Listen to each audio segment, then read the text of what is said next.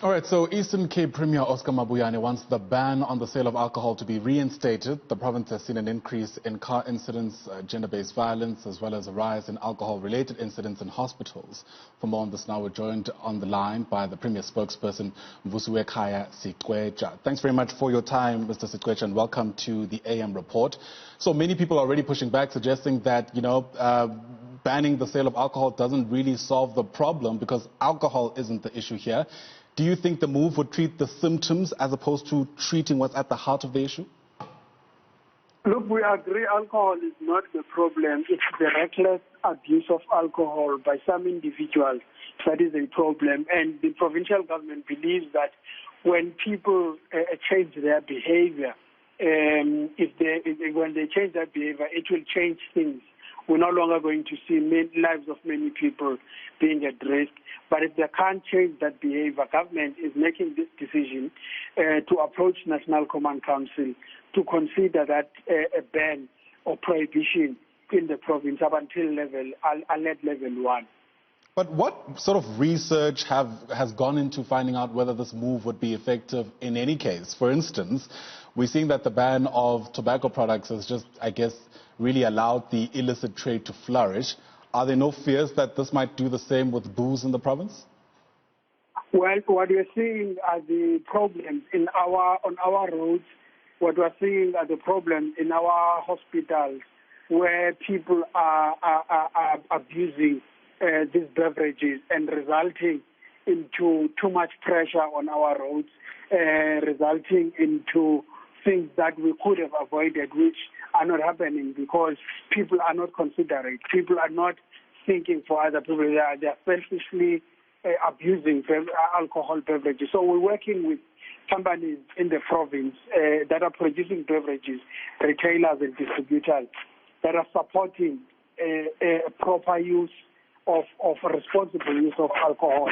And we believe that when we continue doing that work, we will change the behavior of these few people. What we're seeing now is people who are intoxicated on the streets, not wearing masks, not social distancing, not doing anything that we're encouraging people to do to prevent the infection and even lower the spread of this virus.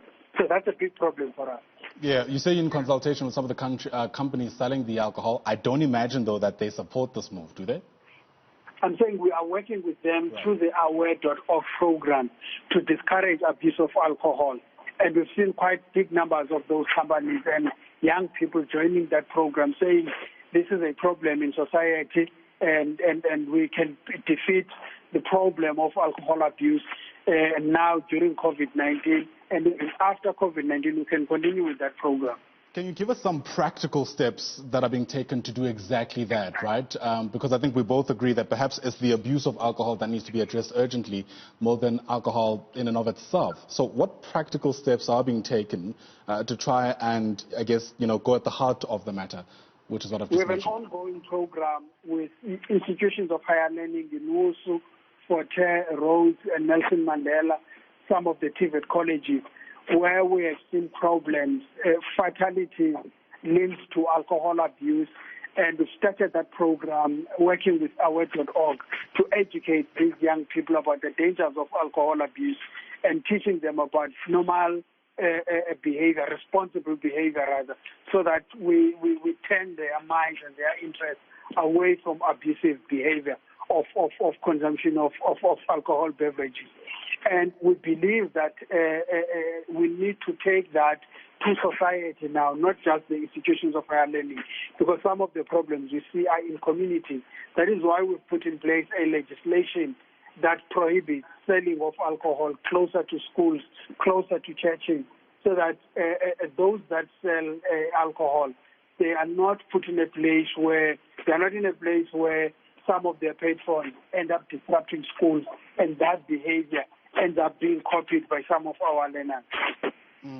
So, according to some of the research that I have at my disposal, the province saw about 3,100 cases related to alcohol incidents just from the 1st to the 7th of June. It really is quite staggering. How different is it, though, from, moments before we went into the lockdown and before the ban on alcohol was introduced?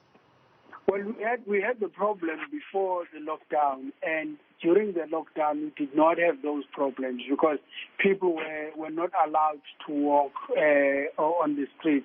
Everyone was drinking in their home, and the few that was organizing a cultural event, few that were drinking or transporting alcohol, were arrested by the cops. The Premier wants to appreciate the role that the South African police have played, putting themselves in instances where some actions were labeled as insensitive by some of the people of the province. And the only reason we were doing that and the law enforcement was disrupting those cultural events were alcohol beverages, including the ones that were brought by people in their homes in combos and stuff. While the reason we took those away was because we wanted to protect people from possible infections. And all these things are done to protect people from possible infections. We know how some people actually behave when they are intoxicated. We know how people behave when they are not intoxicated. There's a level of responsibility when people are not intoxicated, and we want to encourage that responsible behavior by everyone, anyone who buys alcohol beverages, and even those that don't consume alcohol. They need to continue behaving in a way that is going to limit the spread of virus in our province. All right, let's leave it there. Thank you very much for your time. Certainly appreciated. Mvusiwekhaya Sicwetsha is the Eastern Cape Premier spokesperson. Well, there you have it. I wonder what you think, especially if you live in the Eastern Cape. Do you buy this move? Let us know some of your thoughts at Newzroom 405.